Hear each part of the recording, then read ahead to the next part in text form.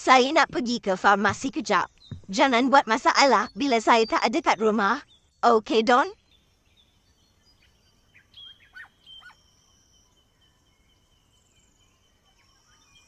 Kamu panggillah nama saya apa-apa pun.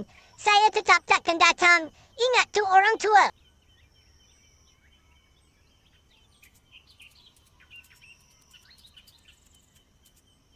Tapi makan saya nak.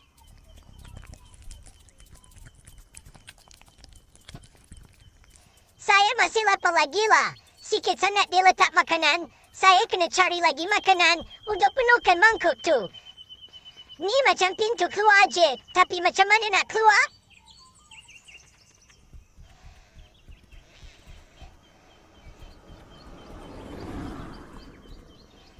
Gambar siapa ni?